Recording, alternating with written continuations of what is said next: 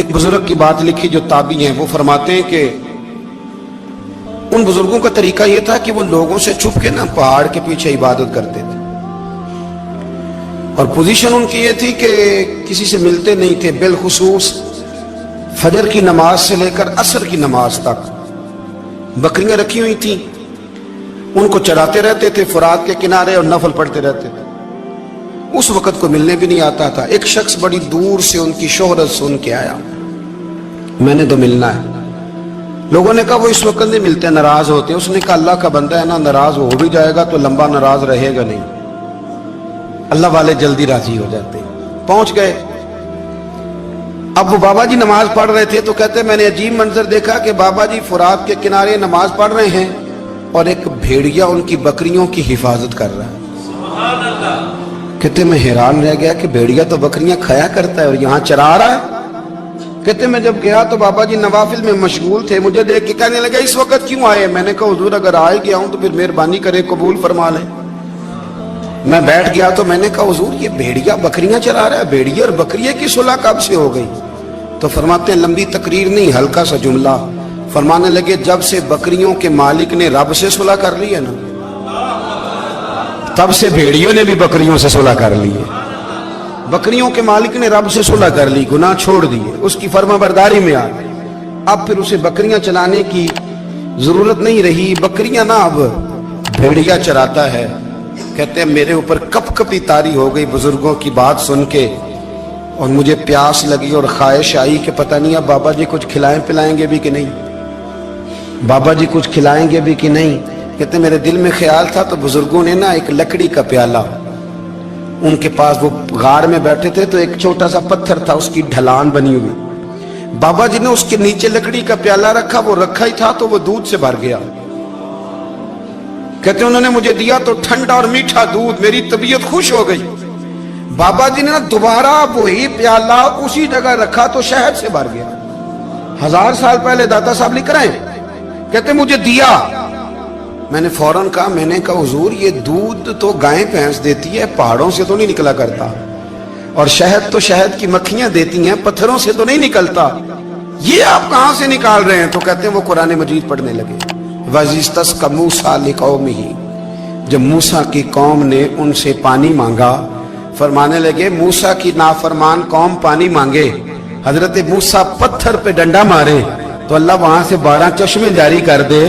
جو رب حضرت موسیٰ کی نافرمان قوم کے لیے پتھر اور پہاڑوں سے چشمے نکال دیتا ہے نا، وہ محمد عربی کے غلاموں کے لیے پتھر اور پہاڑوں سے دودھ اور شہد بھی نکال دیا کرتا ہے۔ وہ بزرگ کہنے لگے بس بات یہ ہے کہ آج بھی ہو اگر ابراہیم کا ایمان پیدا تو آگ کر سکتی ہے انداز گلستاں پیدا۔ کہنے لگا حضور پھر میرے لیے بھی دعا کریں۔ آپ فرمانے لگے پھر دعا نہ کرا تو مدینے والے کی غلامی شروع کر، تو نبی کریم کی غلامی شروع کر، تو رسول پاک کی غلامی شروع کر۔ ایک بات علم، پھر فرمایا اللہ رسول سے محبت، پھر فرمایا حضور کی غلامی۔ اس سے سارے مکاشفات کھلیں گے، اس سے سارے مشاہدات کھلیں گے، اسی سے کرامتیں ملیں گی، اسی سے مقبولیت ہوگی، اسی سے اللہ نبی کی بارگاہ میں درجہ ملے گا۔ پھر داتا صاحب آگے بڑھتے اور داتا صاحب فرماتے ہیں صوفیاء کی ایک جماعت ہے جو کہتی ہے ہم نے تو کبھی اپنی زبان پر دکھ بیان ہی نہیں کیے، ہر شے اپنے رب رسول کے حوالے کر دی، ہر شے اللہ رسول کے۔ اور داتا صاحب کہتے ہیں کچھ ایسے بھی ہیں جو دعا بھی نہیں مانگتے، لوگوں کے لیے مانگتے ہیں، اپنے لیے نہیں مانگتے۔ آپ دعا کیوں نہیں مانگتے؟ تو کہتے ہیں اللہ کو تو پتہ ہی ہے ہمیں کیا چاہیے، اسے تو پتہ ہی ہے۔ ایک بزرگ کی بات لکھی ہے داتا صاحب نے، میری جماعت میں نا مزاج ہے کرامتوں کا، مجھے وہ ساری باتیں بھی آتی ہیں کہ ایک بندہ کراچی سے آیا، داتا صاحب حاضری دی تو اس کی لاٹری نکل آئی، یہ بھی مجھے آتی ہے، لکھی پڑھی ہے میں نے، کتابوں میں ہے یہ بھی۔ ایک بندہ، یہ ساری باتیں نا آتی ہیں کرامتوں میں، بڑی ساری چیزیں لوگ بیان کرتے ہیں کہ میں وہاں آیا اور میں نے حاضری دی تو موج لگ گئی، یہ ساری باتیں آتی ہیں۔ ہمارے پرانے بزرگ اور بھی قصے سنایا کرتے تھے، ساری ہمیں چیزوں کا پتہ، پر جو عنوان ہے نا وہ حضرت شیخ ابو نور کہتے ہیں کہ ایک بندہ داتا صاحب کے مزار پہ گھوم رہا تھا، داتا 10 روپے دے، 10 روپے دے، 10 روپے دے، تو ایک بندہ بڑی دیر سے اسے دیکھ رہا تھا، وہ کہنے لگا داتا نے تجھے کیا دینا ہے، ادھر آ میں دوں۔ اس نے 10 دیے، بندہ بڑا حسین تھا، ہنس پڑا، कहने लगा दाता तेरे भी सदके जाऊं। दिन आने लगा तो मुनकर से ही दिलवा दिए, जो नहीं मानता उसी से दिलवा दिए। वो बड़ा परेशान हुआ, मैं और चक्कर में था इसलिए मेरे ऊपर ही जड़ दी है बात। कहने लगा दाता तेरे सदके जाऊं। तो ये सारी बातें किताबों में मौजूद है, लोगों ने अपने अपने मुशाहिदात जो जिसके साथ पेश आया उसने बयान किए हैं। बहुत सारी बातें काबिले बयान हैं, पर जो उन्वान है मैं उस पर रहना चाहता हूँ। दाता साहब रहमतुल्लाह अलैह फरमाते हैं हमारी तालीमात हैं कि अपने दुख दर्द दुनियादारों से बयान नहीं करने, सवाल का दरवाजा लोगों के सामने खोलना। अल्लाह वालों से कहेंगे कभी कहना होगा तो दुनियादारों से कहना। कहते हैं शेख अहमद नाम के बुजुर्ग थे, सारी जिंदगी किसी को काम नहीं बताया, सारी जिंदगी बड़ी मुश्किलात आई, पर कभी अपनी जात पर सवाल का दरवाजा नहीं खोला। एक ऐसी मुश्किल आई कि जो हल ही नहीं होती थी। किसी ने उन पर कोई इल्जाम लगा दिया। अबू मुस्लिम नाम का एक बादशाह था, उसकी हुकूमत थी, उसने पकड़ के कैद में डाल दिया। अब कैद में है, जुर्म लग गया है, फर्दे जुर्म आयद हो गई है, जेल में है। लोग कहने लगे हजरत जी अपनी सफाई में कुछ कहें, और मानने लगे सारी जिंदगी बंदों से कुछ नहीं कहा। अल्लाह रसूल को पता है मैं बेगुनाह हूं, मुझे कहने की जरूरत नहीं। दाता गानी बख्श अली हजवेरी ने लिखा है, दाता साहब कहते हैं तू यकीन कामिल तो पैदा कर, तू ईमान तो पुख्ता कर। दाता साहब कहते हैं वो अबू मुस्लिम जो बादशाह था वो नेक आदमी था, उसे रात को ख्वाब में नबी करीम की ज़ियारत नसीब हुई, और हुजूर सैयद आलम सल्लल्लाहु अलैहि वसल्लम फरमाने लगे तूने अल्लाह का एक नेक बंदा जेल में डाल दिया, डर नहीं आता, वो तो बेगुनाह है। बादशाह आधी रात को खुद उठा। दादा साहब फरमाते हैं किसी गार्ड को नहीं भेजा, पुलिस वाले को नहीं भेजा, जेलर से नहीं, खुद गया, जाके जेल का दरवाजा खोला, दरवाजा खोल के उस दरवेश को आजाद किया। कहने लगा बाबा जाओ, मुझे पता चल गया बेगुनाह है। बाबा जी सलाम करके जाने लगे तो बादशाह फिर आगे आया, हाथ बांधे, हाथ चूमे, कहने लगा हुजूर आप बड़े नेक हैं, मेरे लिए कोई हुक्म हो तो बताइएगा, मेरे लायक को खिदमत हो तो बताइएगा। तो शेख अहमद फरमाने लगे तुझे अभी भी समझ नहीं आई, तुझे अभी भी नहीं समझ आई। कहने लगा हुजूर क्या? फरमाने लगे जो तहज्जुद के वक्त तुझे उठा के मुझे रिहा करने भेज सकते हैं वो मेरी कोई जरूरत बाकी रहने देंगे? मुझे कोई जरूरत पड़ेगी किसी और को कहने की? जो तहज्जुद के वक्त तुझे उठा के भेजते हैं कि जा खोल जाके दरवाजा, वो जरूरत रखेंगे मेरी? जरूरत मुझे रहेगी कि मैं तुझे और कोई काम, अभी में तुझे समझ नहीं आई? तो दाता अली अजमेरी रहमतुल्लाह अलैह फरमाते हैं असल में हमारी तबीयत है, हमने बंदों से दिल लगा लिया है। दिल अल्लाह रसूल से लगाओ, किसी बंदे से लगाना तो उससे लगाओ जो अल्लाह वाला हो।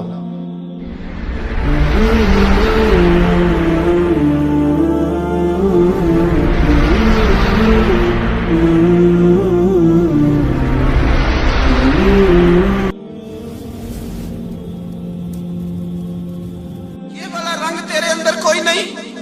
अबू सुफियान आए उन दिनों जिन दिनों हालात बड़े कठिन थे, इख्तलाफ शिद्दत का था। अबू सुफियान आए हुजूर की बारगाह में। आए किस लिए? मक्के में कहत पड़ गया है, बारिश नहीं होती। उधर उस समामा बिन असाल यमामा कबीले के सरबराह कलमा पढ़ के मुसलमान हो गए। सारी गंदम उस कबीले से आती थी। समामा कहने लगा तुम मेरे मुस्तफा को नहीं मानते, कोई गंदम नहीं, भाग जाओ। एक बारिश कोई नहीं, दूसरी गंदम कोई नहीं। अबू सुफियान तड़प के दरे रसूल पे हाजिर हुए। अभी थोड़े दिन गुजरे हैं, ओहद में हुजूर के दांत शहीद किए। अभी थोड़े दिन गुजरे हुजूर को सताया है। अभी थोड़े दिन गुजरे हजरत अमीर हमजा का कलेजा निकाल के चबाया है। अभी थोड़े दिन गुजरे हजरत अनस बिन नजर की गर्दन काटी। अभी थोड़े दिन गुजरे अब्दुल्ला बिन जहाज के टुकड़े किए। अभी थोड़े दिन गुजरे हुजूर को सताया है, तड़पाया है। पर हजरत अली शेर खुदा फरमाते मैं मानने वाला उस रसूल का हूं, इसके दांत शहीद हो गए। ओहद के अंदर सारी दाढ़ी लहू से भर गई। फरमाते मैं रो पड़ा और मैंने कहा महबूबा आप नहीं मुझसे बर्दाश्त होता, दुआ करें अल्लाह इन पे अज़ाब नाज़िल करे। उठाए हाथ, आप दुआ करेंगे तो अल्लाह तबारक व तआला दो पहाड़ियों में पीस डालेगा। हजरत अली कहते हैं मैंने अर्ज की तो हुजूर ने हाथ उठाए और दुआ क्या दी, अल्लाहुम्मा हदी कौमी फइन्नहुम ला यअलमून। ऐ अल्लाह मेरी कौम को हिदायत दे दे, ये जानते नहीं ये क्या कर रहे हैं। अल्लाह इन्हें हिदायत दे। ये इखलाक हसना का मेयार थोड़े दिन पहले हुजूर के साथ ये रवैया। अबू सुफियान अब बेहाल हो गए, बच्चे भूख से मरने लगे, जानवर प्यास से मरने लगे। अबू सुफियान छुपता छुपाता कहने लगा चारा कोई नहीं, मुस्तफा के पास जाना ही पड़ेगा। अबू सुफियान मदीने पहुंच गए।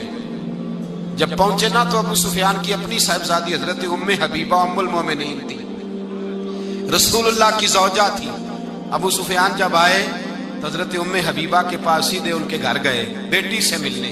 हुजूर का बिस्तर बिछा हुआ था, हजरत उम्मे हबीबा हुजूर की ज़ौजा उम्मुल मोमिनीन बिस्तर बिछाए। अबू सुफियान बैठने लगे, जनाब उम्मे हबीबा कहने लगी अब्बा जी ठहर जाएं। वो ठहरे तो बिस्तर समेट दिया। कहने लगे बेटी शायद तेरे घर में कोई कीमती बिस्तर नहीं, गुर्बत छुपाने के लिए बिस्तर समेट रही हो। जनाब उम्मे हबीबा कहने लगी अब्बा तू मुसलमान नहीं ना हुआ, अभी तेरी सोच काफिरों जैसी है, तू यहाँ आके खड़ा हो ना जहाँ मैं खड़ी हूँ, फिर तुझे रसूलुल्लाह की मोहब्बत के रंग का पता चले। तू अभी खड़ा वहां है जहां तुझे कुफर ही कुफर सुनाई और सुझाई देता है। बिस्तर इसलिए नहीं समेटा कि माज़अल्लाह कम कीमत था, मैंने इसलिए समेटा है कि तू नजस है, नापाक है, अभी कलमा नहीं पढ़ता। और ये उस रसूल का बिस्तर है कि जो बिस्तर में मौजूद होते हैं तो जिब्रील अमीन कुरान लेके तशरीफ ले आते हैं। तेरा वजूद इस काबिल नहीं कि यहाँ बिठाया जाए। नबी पाक सल्लल्लाहु अलैहि वसल्लम की बारगाह तक अबू सुफियान आए। अबू सुफियान कहते मुझे उम्मीद नहीं थी, अभी सोच नहीं ना बदली थी, कहते मुझे उम्मीद नहीं थी, मेरा ख्याल था वो शिकवे करेंगे, शिकायतें करेंगे, वो कहेंगे तुमने भी तो बड़ा कुछ किया है ना। अबू सुफियान कहते हैं मैं कुर्बान जाऊं, मैंने ये रंग देखा तो मदीने की फिजा वैसे ही बड़ी ठंडी थी, लेकिन मुस्तफा करीम के साथ जब मैंने बात की तो मेरे वजूद पर गिरिया तारी हो गई, मेरे ऊपर कैफियत तारी हो गई, मैं तड़पने लगा। कहते मैंने कहा महबूबा मैं आया हूं, आपका कलमा पढ़ते ही समामा ने गंदम बंद कर दी है, बारिशें रुक गई हैं, मक्के के लोग भूख और प्यास से मरने लगे हैं, महबूबा बेटियां रोती हैं, या रसूल अल्लाह माएँ उनकी छातियों में दूध खुश्क हो गया है, बच्चे बिलकते हैं। अबू सुफियान कहते हैं मैं दुश्मन था, सारे मक्के के लोग दुश्मनी करते थे, लेकिन जब मैंने ये लफ्ज कहे ना अचानक मेरी नजर उठी तो मुस्तफा करीम की तो आंखें आंसू बरसा रही। कहते मेरी बात भी मुकम्मल ना हुई, हुजूर ने पहले रुक्का मंगवाया समामा के नाम, फरमाया पहले तू इन्हें गल्ला अपनी मर्जी से देता था, अब तेरे नबी का हुक्म है कि पहले से बढ़कर तूने गल्ला देना है। और फिर मेरे मुस्तफा ने हाथ उठाए।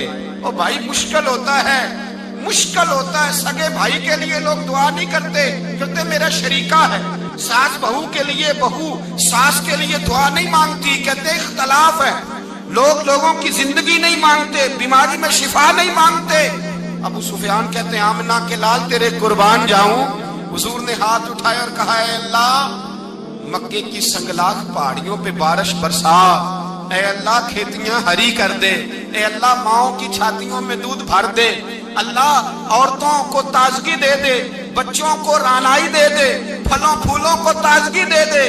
अबू सुफियान कहते पहले हुजूर रो रहे थे और जब नबी पाक की दुआ देखी तो मैंने रोना शुरू कर दिया, मैंने रोना शुरू कर दिया। कहते वापस आया तो वो एहसास कि यार ये मैं किस शख्स से मिल के आया हूँ, ये किस किस्म के आदमी से मिल के आया हूँ, ये कैसा रंग है, ये किस किस्म का अंदाज है कि जिसको मैं पत्थर मारता रहा वो मेरे लिए दुआएं लेके बैठा हुआ है, जिसको सारी जिंदगी सताया है वो मेरे बच्चे के लिए रोता है, मेरी बेटी के लिए उसकी आंख में आंसू है, वो हमारे लिए तड़प रहे हैं। मेरे भाइयों, अबू सुफियान कहते हैं फिर दूसरा जलवा मैंने तब देखा जब हुजूर मक्के आए, और मैं तो आखिर तक लड़ने आया था ना, हुदैबिया तक। कहते हैं जब रसूल पाक मक्के आए और हुजूर ने ऐलान माफी किया तो बनता तो ये था कि मुझे सजा मिलती, लेकिन मेरे मुस्तफा करीम ने फरमाया जो अबू सुफियान के घर में चला जाएगा मैं उसे माफ कर दूंगा। कहते हैं मैंने कहा ये मेरे लिए किस किस्म की सजा तजवीज की है कि मैं उम्र भर दुश्मनी करता रहा और यहाँ रंग अजीब है। हुजूर ने मेरे लिए ही एजाज लिख दिया, फरमाया जो अबू सुफियान की हवेली में दाखिल हो गया मैंने माफ किया। अबू सुफियान कहते हैं पता नहीं कितने पर्दे थे जो उठ गए, पता नहीं कितनी मंजिलें थी जो तय हो गई, पता नहीं कितने जलवे थे जिनका नजारा हो गया। और मैंने गौर से चेहरा देखा तो मेरी आंखों से पट्टी उतर गई। اور مجھے عبداللہ کے یتیم بیٹے کے پیچھے محمد رسول اللہ کے جلوے نظر آنے شروع ہو گئے۔ اخلاقی قدریں جب موجود رہتی، یہاں تو لوگ مرے ہوئے شخص کو مارتے ہیں، یہاں تو سڑک پر کتنی گراوٹ ہے اور کتنا گر گیا ہے، اخلاق ان لوگوں کا ایکسیڈنٹ ہو گیا ہے، ٹرین کی پٹری سے اتر گئی ہے، چیخو پکار ہے، آہیں ہیں، تڑپنا ہے، رونا ہے، سسکیاں ہے، ماں کا بازو کٹا ہے پر وہ چیختی ہے ذرا میرے بیٹے کا پتہ کرو، باپ کی آنکھوں میں ریت پڑ گئی ہے پر وہ تڑپتا ہو میرا بیٹا تھا، چیخو پکار ہو رہی ہے۔ پر ظلم ہے اس قوم کا کہ جو بچانے والے آئے ہیں وہ پہلے آتے ہی ان کی جیبیں ٹٹول رہے ہیں، ان کے بٹوے دیکھ رہے ہیں، گری ہوئی عورتوں کے، یہ آپ اٹھا کر دیکھیے اخبارات، عورتوں کے گری ہوئی عورتوں کے کانوں سے بالیاں نوچی گئیں اور ان کے کان تک کٹ گئے۔ یہ اس قوم کا حال ہے۔ اقبال کہتے ہیں جنہیں آتا نہیں دنیا میں کوئی فن تم ہو اور بیچ کھاتے ہیں جو بزرگوں کا کفن تم ہو۔ تم وہ لوگ ہو جو کفنوں پہ سودے کرتے ہو، جو قبروں پہ سودے کرتے ہو۔ لوگ تجارتیں کرتے ہیں، اخلاقی پستی کا یہ عالم کہ لوگ قبروں پہ سجدے کرتے ہیں، بیٹے بیچ کے دہیز خریدتے ہیں۔ غریب کی بیٹی روز تڑپتی ہے، روتی ہے، روز سسکیاں لیتی ہے کہ کہاں سے وہ دروازہ کھلے گا جب میں بھی جب سہاگن ہوں گی، جب میرا باپ بھی عزت کے ساتھ مجھے رخصت کرے گا۔ اور غریب آدمی بیٹی کی شادی کے بعد اتنا دکھی رہتا ہے، وہ بھی کم ہی لوگ جانتے ہیں، وہ بھی وہی لوگ جانتے ہیں جو اس منظر سے گزرتے ہیں۔ ہمارا اخلاقی معاملہ اس قدر زیادہ تباہی کا شکار ہے۔ میرے مصطفیٰ کریم سید عالم نور مجسم صلی اللہ علیہ وسلم جذبات کا خیال رکھتے، احساسات کا خیال رکھتے، تصورات کا۔ او بھائی، اس سے بڑا اخلاق کا مظاہرہ کہاں سے لینے جاؤ گے؟ کہ آمنہ کے لال فرماتے ہیں میرا دل کرتا ہے نماز لمبی پڑھاؤں، نماز اللہ کی نماز، دل کرتا ہے لمبی نماز پڑھاؤں، میں لمبی لمبی صورتیں تلاوت کروں، میں کھل کے رب کریم کا قرآن پڑھوں، میں اللہ تبارک و تعالیٰ کے قرآن مجید کے ذائقوں میں کھو جاؤں۔ لیکن حضور فرماتے ہیں نماز میں کسی بچے کے رونے کی آواز آتی ہے، کسی بوڑھے کی ہائے کی آواز آتی ہے، کسی بیمار آدمی کی ہائے کی آواز آتی ہے۔ نبی پاک فرماتے ہیں میں اللہ کی نماز چھوٹی کر دیتا ہوں، اللہ کے بندوں کا خیال کرتا ہوں۔ میں رب کی نماز چھوٹی کر دیتا ہوں، رب کریم کے بندوں کا خیال کرتا ہوں۔ خدا کے بندے تو ہیں ہزاروں، بنوں میں پھرتے ہیں مارے مارے، میں اس کا بندہ بنوں گا جس کو خدا کے بندوں سے۔ میرے حبیب کریم سید عالم صلی اللہ علیہ وسلم نے فرمایا اللہ کریم نے بندے کو، مخلوق کو پیدا کرنے سے پہلے جو تحریر سب سے پہلے لکھی تھی نا، اللہ نے اپنے پاس جو جملے سب سے پہلے لکھے تھے بندے بنانے سے بھی پہلے، وہ فکر یہ تھے کہ ان رحمتی سبقت اعلی غضبی، رب کریم نے لکھا تھا بے شک میری رحمت زیادہ ہے، میرا غضب زیادہ نہیں ہے۔ اس نے لکھا تھا کہ میری رحمت ہمیشہ میرے غضب پر غالب رہے گی۔